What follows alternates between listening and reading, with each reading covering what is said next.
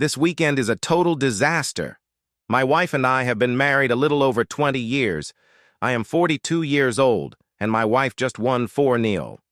We are happy and have 2 teenage children, Darcy, who is 17, and David, who is 15. I had already graduated from college, and Macy was in her senior year of college when we got married. I'm an engineering manager at a mid-sized engineering firm in the city, and Macy is a paralegal at a large law firm. We are both active and healthy. We spend at least an hour at the gym several times a week. We also love being outdoors and often go hiking when the weather permits. I'm John Hopper.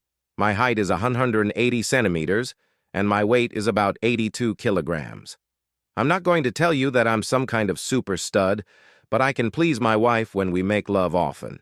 This usually happens about 2 or 3 times a week. Macy is about 170 centimeters tall, has a flat stomach and a nice curve to her hips. Overall, she is still very attractive. Heads turned on her whenever we went out anywhere, especially if she was dressed down. My children were wonderful. They were poised, got good grades, and enjoyed some popularity in their school. They were the greatest joy in my life, along with my beautiful wife. I rarely missed one of their games or school performances. I actively participated in their extracurricular activities. I helped them with their homework and took them hiking and camping on weekends.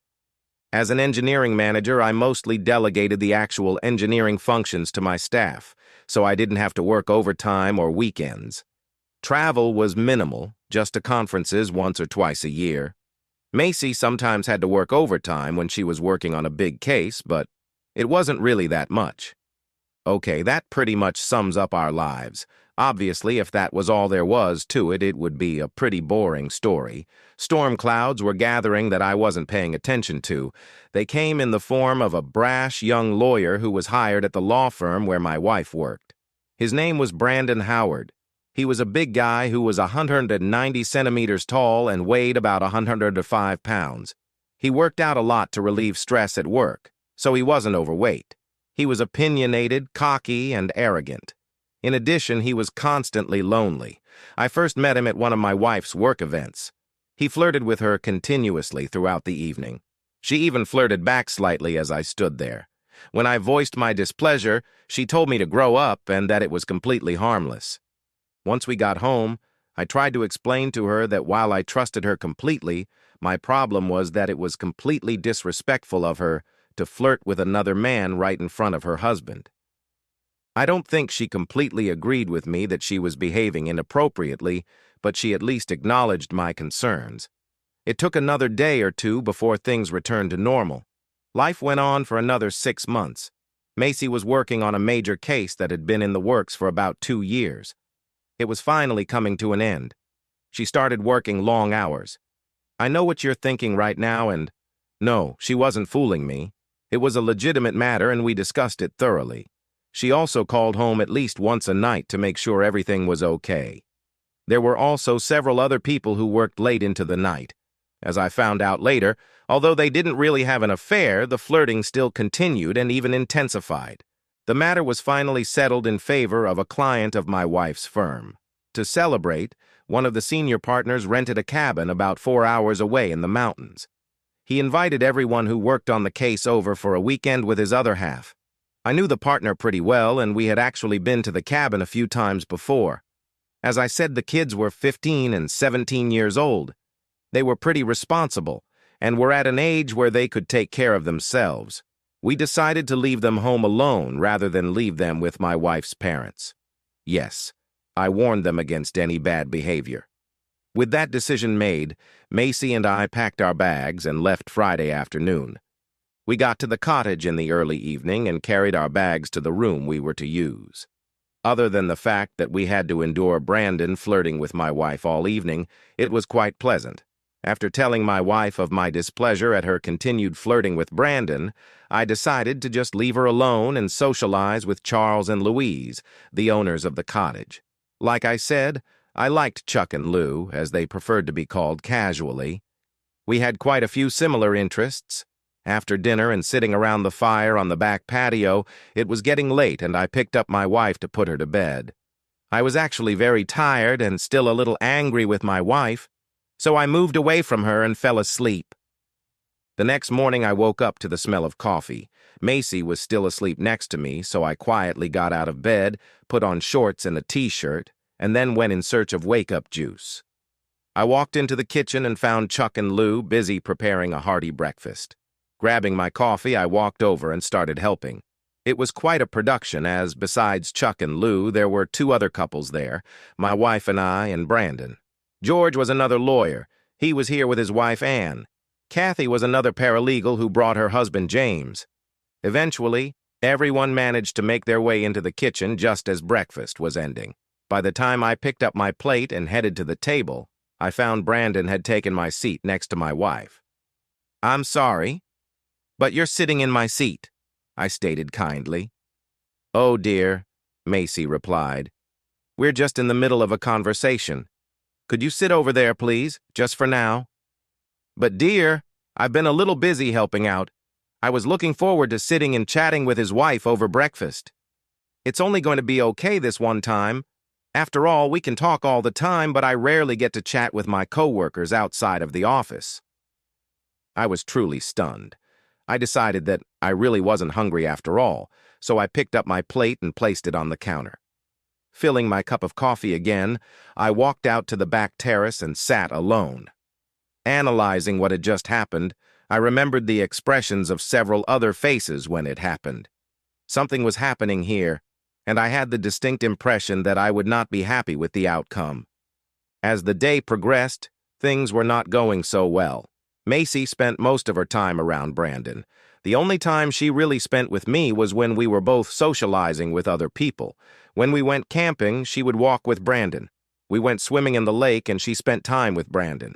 I managed to remind her several times that she is my wife, not Brandon's girlfriend. She just guffawed and said my imagination was running wild. By the time dinner was over, I was fed up.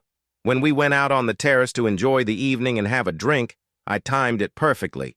My wife had just sat down, and when Brandon started to sit down next to her, I moved over and pushed his hip out of the way as I sat down myself. Macy was not pleased. She threw one of her annoyed looks at me. I just smiled back and took her hand. She tried to wrench it away, but I only squeezed harder, refusing to let go. Instead, she practically refused to speak to me. It was a rather unpleasant couple hours as everyone else felt the tension. I had finally had enough. This weekend had turned into a complete disaster. I apologized, explaining that I was tired from the day's activities and got up to go to bed. I walked into the kitchen to refresh my drink.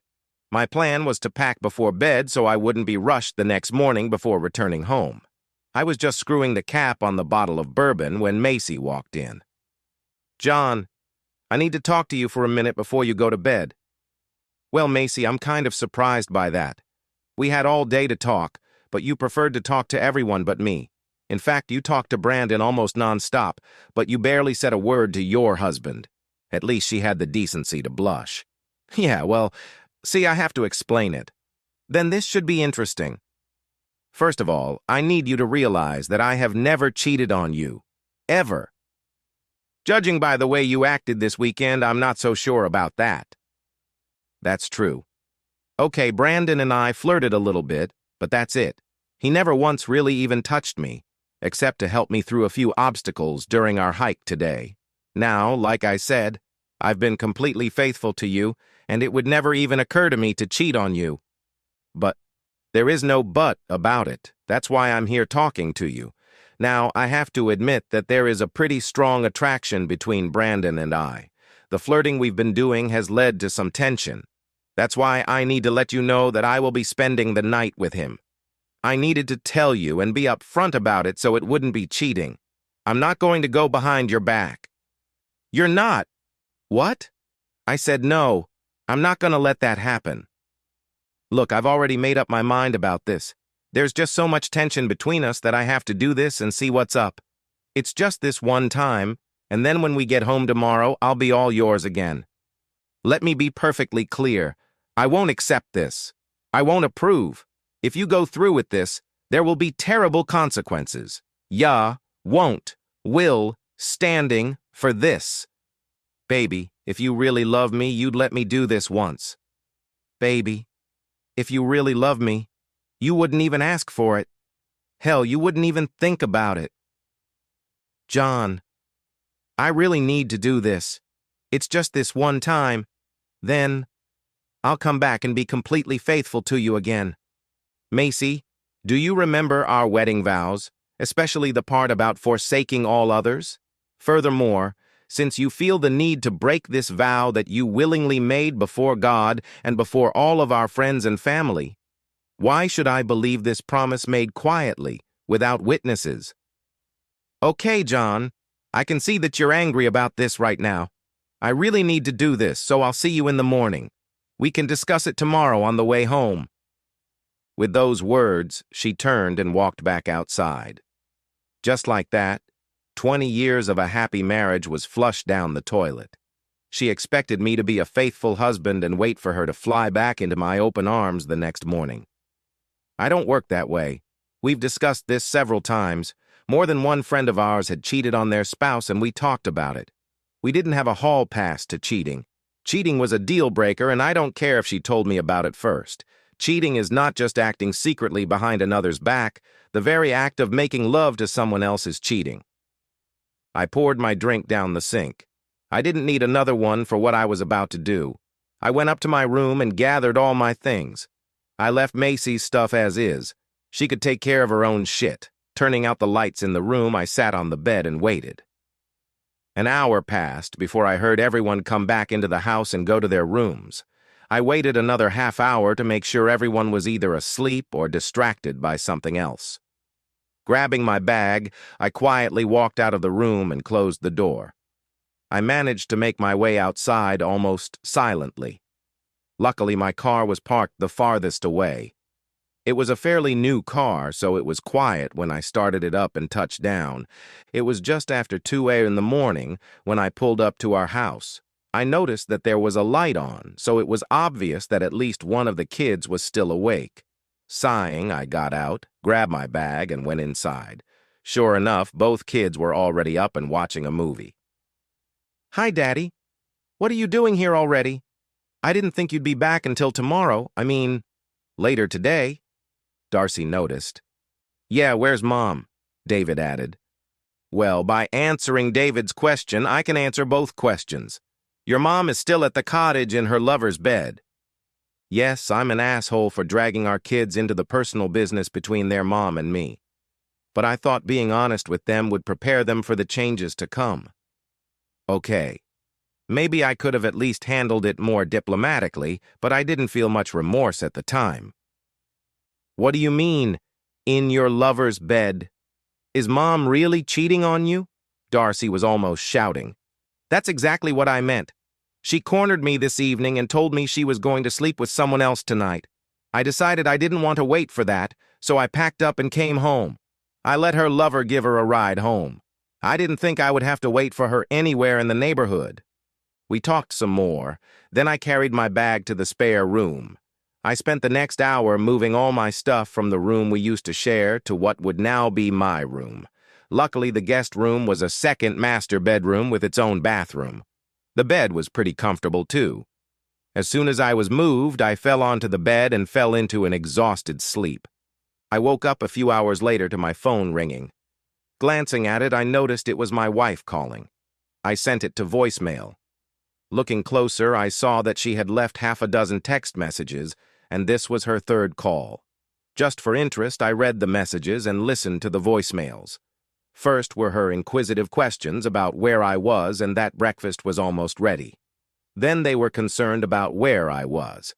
The later ones were angry, demanding to know where I was and demanding that I get my ass back there to pick her up and take her home.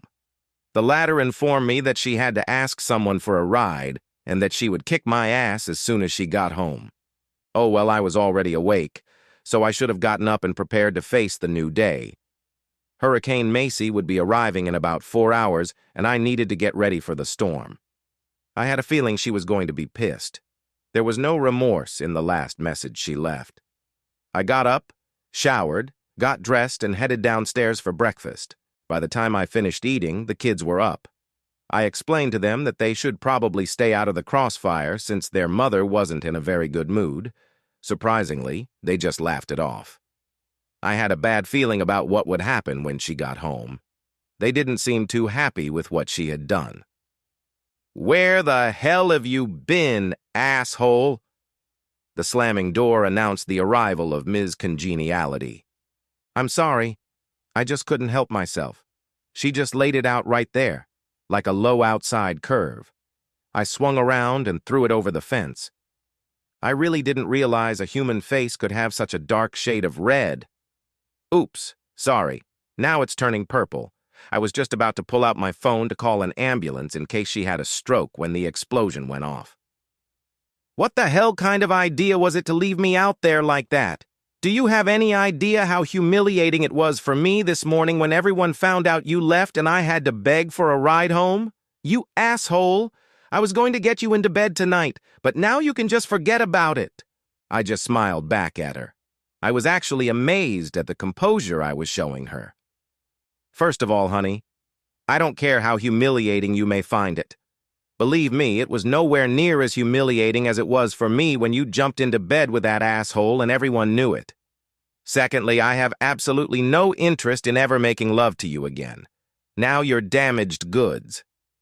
How can you talk to me like that? I'm your wife." "No, you're not. Well, maybe on paper you still are, but in reality, my wife disappeared sometime yesterday. You're just a cheating idiot." "What are you talking about? We discussed this last night. I told you about it beforehand, so I wasn't cheating." "Okay, let me ask you a question. Did you sleep with someone last night who wasn't your husband?" "Yes. I told you I was going to get in bed with Brandon." "Okay then. Because you let someone other than your husband sleep with you, you cheated. End of story. It doesn't matter if you told me about it or not. In fact, you didn't even ask. You said you had already made your decision and that I had no say in it. I even told you not to do it. I told you I was totally against it. You just went ahead and did it anyway. But if you really love me, you'll let me do it. If you really love me, we can get through this. If you really loved me, you would never even think of sleeping with that asshole." With those words, I turned around and went into the garage to work on my 1969 Nova. Over the next few months, Macy tried to get me to talk. I was not interested. She also tried several times to get into my room late at night. I had changed the locks and she didn't have a key. To me, we were now just platonic housemates who happened to have 2 children in common. Why didn't I just divorce her? The kids. I didn't want to be just a part-time dad. I loved my kids, and I wanted to be there for them.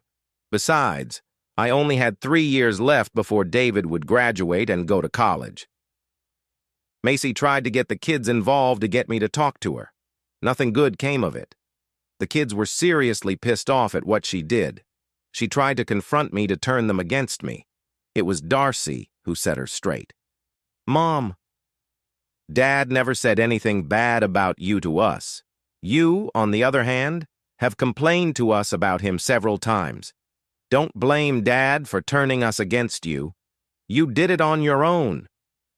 Yeah. Times were tough on the Hopper family.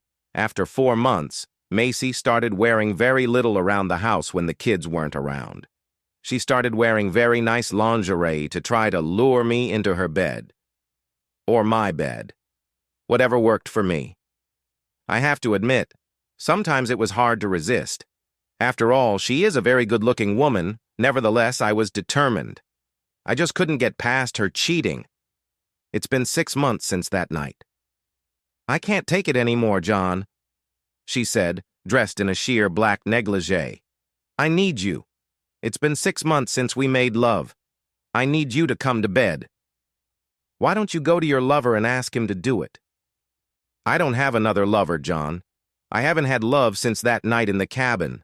I need you now, and if you refuse to fulfill your conjugal duties, I'll have to go out and find someone else to do your job." Well, that was an ultimatum. I looked at her and said, "Just don't bring them here. I will not tolerate you bringing any of your lovers into my house. Go to their home, a motel, or even the back seat of their car, but don't bring them here." A dejected expression appeared on her face. Then she turned and ran out of the room, sobbing. Choices have consequences. I don't want anyone else. I just want you. I heard her sobs as she ran out of the room. You may be wondering why I didn't take the opportunity to just sleep with her. After all, she is a very beautiful woman, and it had been 6 months since I had made love to her. Well, that's true, and I gave in to the temptation. The problem was that I just couldn't get over the fact that she had willingly humiliated me in front of her co-workers. Every time I tried to think about love with her, all I imagined was her co-workers laughing at me as she lay on her bed and slept with him. Sure, she was beautiful on the outside, but all I could see was the ugliness inside her. It was a week later, Saturday night. I was lounging in the living room, drinking a scotch and soda and reading a book. Macy came down the stairs and stood in front of me. She was wearing LBD jeans, stockings, 12-inch CFM heels, and her expensive jewelry. Her hair and makeup were done to perfection. She looked like she was ready to go to one of the swankiest holiday parties we used to go to together. John, I need you. I want you. I'm begging you. Please take me upstairs. I can't take it anymore, so if you're not going to take me, I'll go find someone who will. I told you last week I'd do it if you said no. This is your last chance. Please don't make me walk out that door. You look really nice, I replied. I have no doubt you'll find someone to spend the night with. Just be ready, because if you find someone else, I'll consider it as your permission for me to do it too. If you walk out that door, I'll consider it an open marriage where we're both free to make love to other people. Damn it, John. That's not what I want. I willingly offer myself to you, but you keep turning me down. I don't want to sleep with other people. I sure as hell don't want you to make love to other women. You're driving me to it. It's not the same thing. If you don't want me anymore, why don't you just divorce me? Is that what you want? Do you want me to divorce you? Hell no. I want you to take me back as your devoted wife. You weren't very faithful to me in the cabin, so why should I expect you to be faithful to me now? Because I promised to be. And a little over 20 years ago, you vowed to be the same. What makes you think I can believe any of your promises now? Fine. If you do, don't wait. Fine. If it's your choice, I'll start making arrangements with a couple of ladies who have shown a pretty open interest in me. You're the one who's forcing the issue. If you go and sleep with another woman, I'll divorce your ass so fast you won't even know what hit you. I'll get the house, the kids, and more than half of the assets. You'll end up living in a one-bedroom apartment and eating prime ramen because of all the child support and spousal support you'll have to pay. Then, just to spite you, I'll interfere with your visitation too. Yeah, good luck with that. You do realize that kids are old enough to determine which parent they want to live with, right? You want to bet on who it's gonna be? Go ahead. Go out and have fun. I really don't care. She cried again.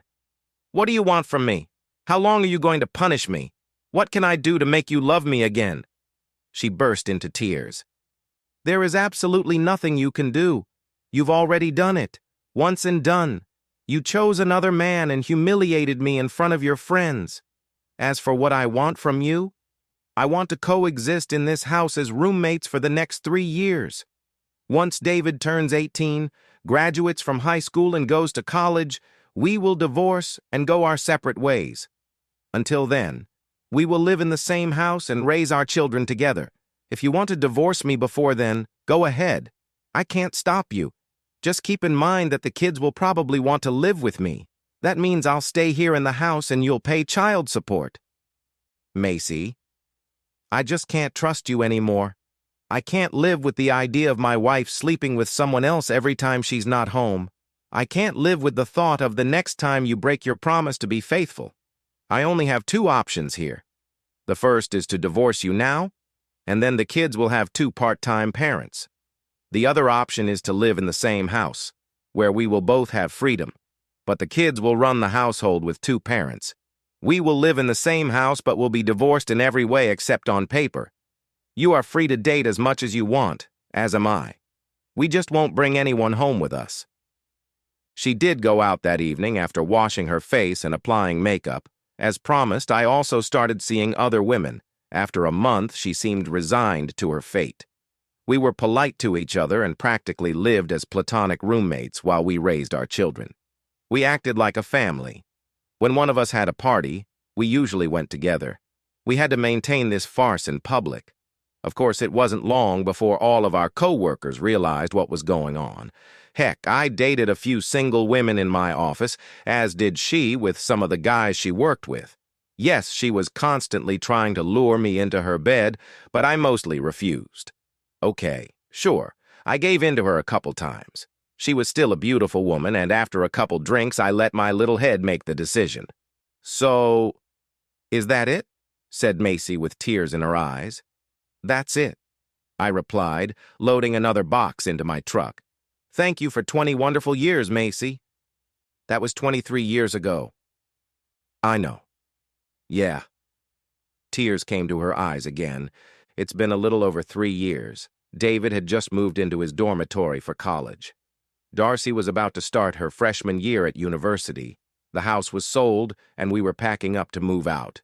We were moving apart in different directions. The divorce had already started, and we were just biding our time until the final judgment was handed down. The assets were split 50-50. The kids' college accounts were already fully funded. I still love you, you know, she whispered. I know I do. I'm sorry. I am too. She turned to look at me, tears streaming down her cheeks. Will you call me sometimes? Come to see me sometimes? Maybe we can see each other once in a while. Please. No commitment, just to see each other. My hatred for what she had done had long since dissipated. I no longer felt the same love, but I didn't despise her either. In fact, I saw her as something of a friend. Besides, we still had kids to bond over, and frankly, she was damn good in bed. Of course she was. We can do that. Besides, we'd have kids' birthdays, graduations, weddings, and grandchildren's births that we'd both attend. Epilogue. The children forgave Macy for what she had done. Their relationship improved but never returned to what it was before. Macy bought a small 3-bedroom apartment so the kids could visit her when they came to town. I bought a small house with a couple acres of land and a workshop. It was a pretty small town, so we still saw each other occasionally. I would call her and she would call me. We even went out together a few times. No, we never had a chance to get back together, although she tried. We each went out quite a bit. She ended up having several pretty long-term relationships. I was just satisfied with not being married. I decided I had had enough of exclusivity. There are 2 reasons for me to be married. The first is to have and raise children. I had done it before and was too old to do it again. The other reason was to grow old together and have a companion in my old age. It didn't really matter much to me.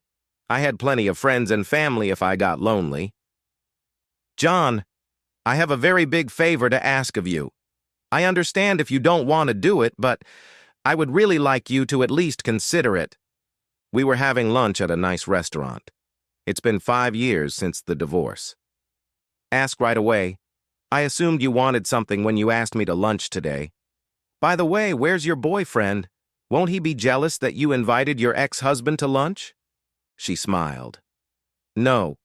He knows all about our past. He knows he has nothing to worry about. Besides, he was the one who suggested I ask you in private. He thought it might be more uncomfortable if he were here. However, he's willing to take your call if you want to make sure he's okay with that request. Okay. Cell phone rings. I'm interested in you. John, Martin made me an offer and I said yes. Good. Do you love him? Did you finally get past us? I'll never completely forget us, John. Still, I've made peace with it. As for Martin, I'm comfortable with him. I really love him and we're very good together. I've settled down and I'm going to spend the rest of my life with him. Okay, so what do you want to ask for? If it's my blessing, you have it. But you don't really need it. I have no say in the matter. No. Well, I guess that's partly true, but what I want is for you to walk me down the aisle and marry me off at my wedding. Okay, where did this Mack truck come from? Let's talk about something extraneous. My mind just exploded with this. What? I want you to walk me down the aisle and marry me at my wedding. Macy, most ex-wives don't even want their ex-husbands to be present at their new marriages, let alone actually participate in the ceremony. Yeah, I'm aware of that. Then why in God's name do you even think it's a good idea? All right. Hear me out. I've obviously discussed this with Martin, and he agrees with it. I just sat stunned as she explained her train of thought. After listening to her, I had to admit that it made some sense, in a really strange way. John, you've been the most important man in my life, with the exception of my father. As you know, he's no longer alive. Furthermore, you were the last significant relationship of my life. I could talk David into giving me up, but it just doesn't seem right to me for my son to give up his mother. It's like I belong to my son. I just think it sounds a little strange. Instead, my heart belonged to you for most of my adult life. You were the last man who owned any part of me. Martin and I think it would be appropriate for the last man who owned my heart to give that heart to a new man. After all, even if you still have a piece of my heart, obviously you wouldn't necessarily want to keep it. This would be a great way to show that you're giving it up and passing it on to someone else who will care for and protect it. I think the symbolism of it would show that we are still friends, but our love is completely over and my new husband is now taking over. Yeah, that sounds crazy to me too. I did call Martin. I did meet up with him that evening for a few drinks at a local bar. He liked the idea too. Sure, he had been skeptical when Macy first brought it up, but after listening to her reasoning and discussing it fully, he liked it. I still wasn't convinced. It just seemed like there was too much weirdness to me. I also called my kids to get their opinion on it. Who is giving this woman away in marriage? Her family and her ex-husband are doing it. Yes, it just sounded wrong on several levels. But that's what she wanted. I have to admit that it seemed to work. I was passing the baton to her new man. I really felt that our relationship had finally come to an end and her new relationship was complete. Sure, there were a few comments, but for the most part, they were received positively. It certainly made the reception a lot of fun. Several ladies came up to me and asked if I wanted to start a new relationship since I had finally broken up my previous one. I think there might be 3 or 4 among these women who might take a swing at me. We'll see. At least my weekends for the next month or two won't be boring. The end!